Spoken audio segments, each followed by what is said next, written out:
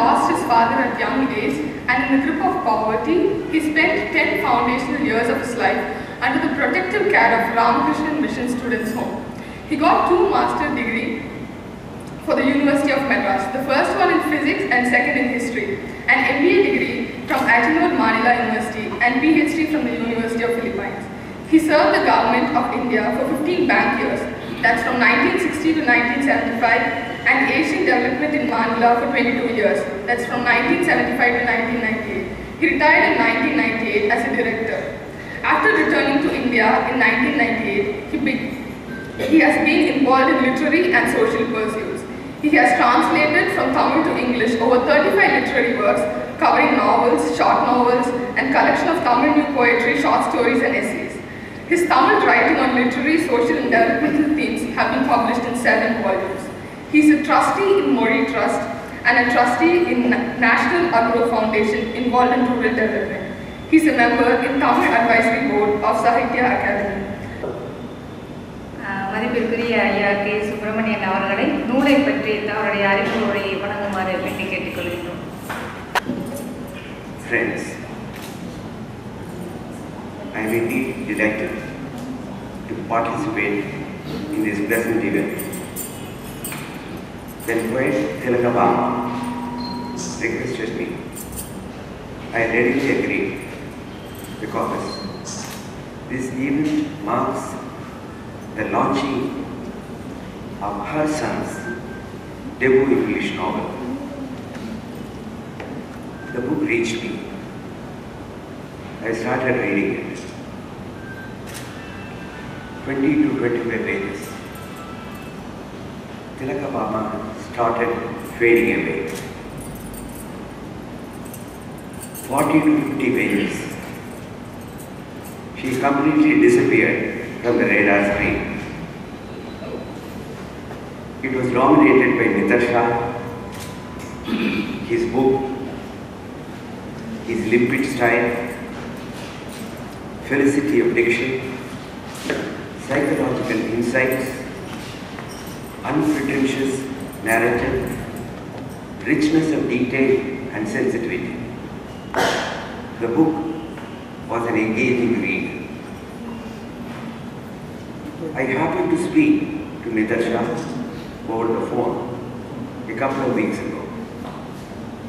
I used it as an opportunity to know about him. I did manage to elicit some information from a reticent nitharsha. He had written this novel, the debut novel at that, of over 300 pages, when he was in the first year MBBS course. I was amazed that in the face of an insanely demanding medicine course, he had enough fire in the belly and intensity of involvement to continue with and complete the novel. This feat in sheer single-minded immersion filled me with awe. I raised a couple of pointed questions. Are the characters in the novel real boys and girls who had studied with him? Are the situations and incidents outlined in the book real-life incidents? He replied without any hesitation that all the characters were fictional and not photocopies of the real. All the situations and incidents were woven from the strands of his own imagination. He clarified, however, that only in picturizing the physical setting of the novel, he had drawn upon some of the elements of the school's ambience. Talking of poets, Shakespeare once said, I believe in a Midsummer Night's Dream. He said, the poet's eye in a fine frenzy rolling that glanced from earth to heaven heaven to earth and gives to airy nothing a local habitation and name. If I recall correctly, Coleridge talked of poetic faith as constituting a willing suspension of disbelief. The operating words are giving to airy nothing a local habitation and name, and your willing suspension of disbelief. The eminent Tamil writer Jayakant talks of Kudu Vittu Kudu Boiler. This means the ability of a creative writer to enter the soul of a character, delve into the inner recesses of the mind, have a laser vision and an ability to identify and articulate the subtle vibrations in the unfathomable depths. When nitharsha clarified that all his characters and situations in the book are fictional, I realized that he had substantially succeeded in creating a willing suspension of disbelief when I encountered these characters and situations in the book. This is a clear tribute to his depth of insight, empathy, sensitivity, and the capacity to weave a credible narrative. That he could manifest all these in his very first novel is indeed commendable. Congrats, nitharsha. Keep it up. It is a generally held critical opinion that fine literature deals with margin spaces. I think I should explain myself. What are these margin spaces? Margin between tradition and modernity, the interspace between individual liberty and social norms, the zone of conflict between the present and the previous generations, between the newfound female assertiveness and the persisting smug male dominance, between the illusion of love and the reality of lust, between the innocence of boyhood or girlhood and the mystique of adult feelings. The list can go on. It is not necessarily a margin between good and bad, right and wrong. Often enough, it is a clash between two dharmas, or a case of dharma sankata, as the term goes. Adolescence is a fascinating and intriguing margin space in one's life journey. It is an exciting penumbra between boyhood, girlhood on the one hand and adulthood on the other. You are neither here nor there. At the same time, you are here and also there. A tussle between the weight of reality and the flight of fancy. A case of ambivalence of identity. Fancy tugs, but reality pulls. Illusion lends a charm to naive sentimentality. You tend to wear shoes too large for your feet. The sheer silliness of your action and sentiment does not necessarily embarrass you, but tickles you. It is an inviting arena for creative literature. I believe there are not many literary creations dwelling upon this particular margin space. That an adolescent has woven an entire novel anchored in this space is a welcome addition to literature. In this context, I don't believe, maybe I should express an opinion, which may be a bit of an aside. I don't believe that only a woman can creatively deal with the woman's world, or that only a Dalit has the exclusive right to produce Dalit literature. A creative writer of uncommon sensitivity can deal with these issues creatively, provided he or she has the requisite level of empathy. Even so, a woman or a Dalit creatively writing about women's or Dalit's world can impart a certain intensity and authenticity, particularly above a certain threshold. Lived experiences lend a sharpness and edge to the writing. It is needless to say that it can become great literature only if it is marked by literary and aesthetic finesse.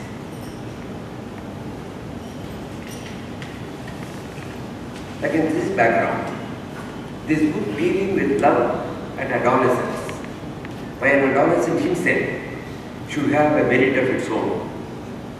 Nitharsha has substantially fulfilled this expectation.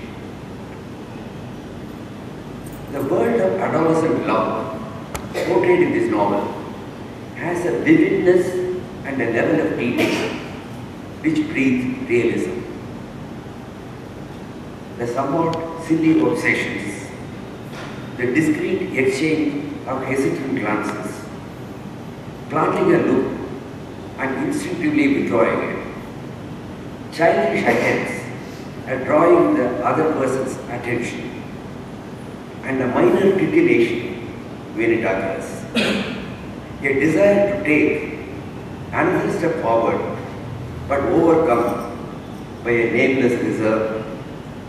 Puerile forays in fantasizing, attempting to maneuver situations for one-on-one meetings, inability to handle such meetings, getting teased by the peers for these non-events, vehement denials of anything significant in the friendship, weak and minor attempts at crossing the seemingly inviolable void-world border, the threat of parental anger and disapproval hanging like a sword of Damocles, slowly inching forward towards a private meeting, a clumsiness in dealing with the situation, a dilemma whether to hold the other's hand or not, holding the hand in the grip of thrill and also fear, idiosyncratic expressions and lingo dotting the narrative, thoughtless and dumb maneuverings, even some bizarre and convoluted gambits strains one's credibility. Many of these little strokes of brush provide depth and richness to the picture emerging in the novel. Good work, Nitharsha.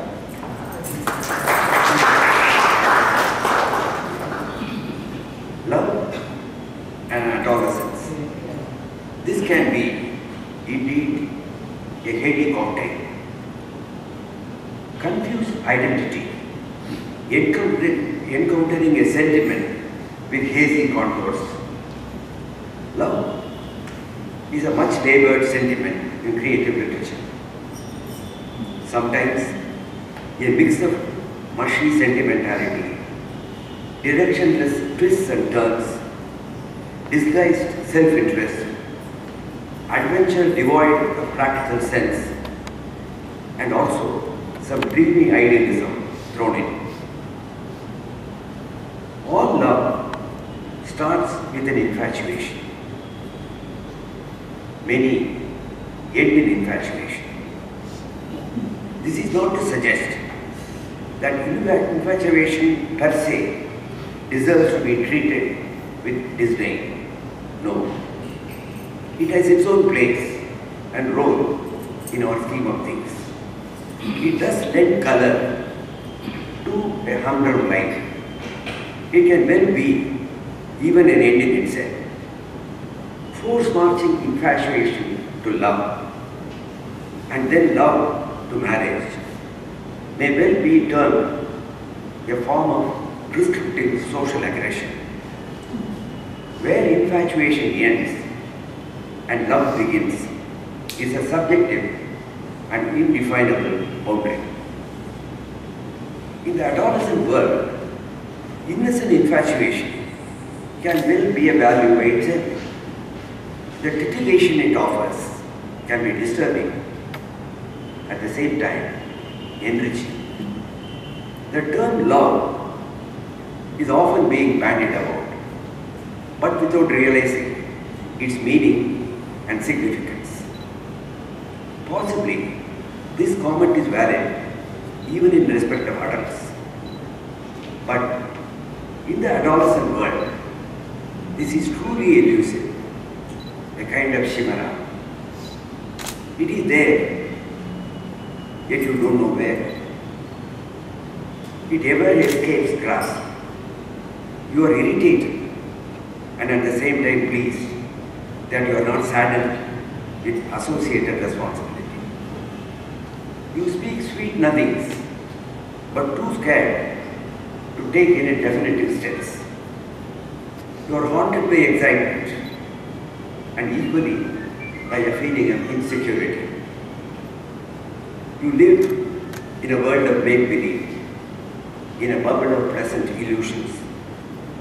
You are intrigued and also enthralled. You are involved and at the same time escapist. Involvement tickles you. Escapism comforts you. The emotional interest space is seen to occupy in a distracting manner, disturbing manner, but also is entrancing. You think you understand these pulls and pressures, yet you don't.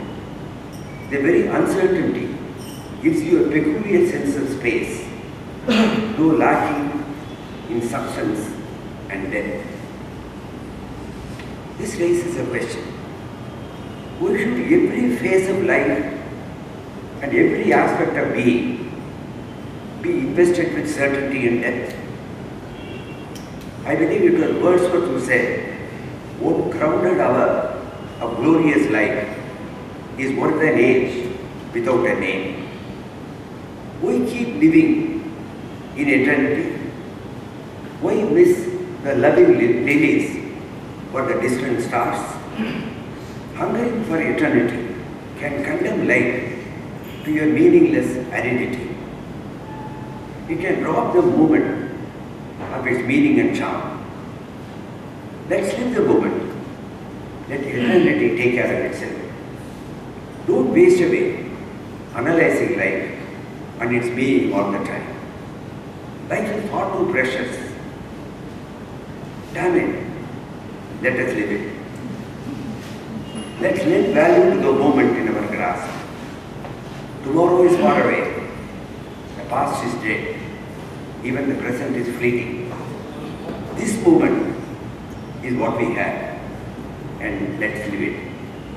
And an amalgam of these feelings breathe through the adolescent life captured in this novel, and captured well. Congratulations, nitharsha.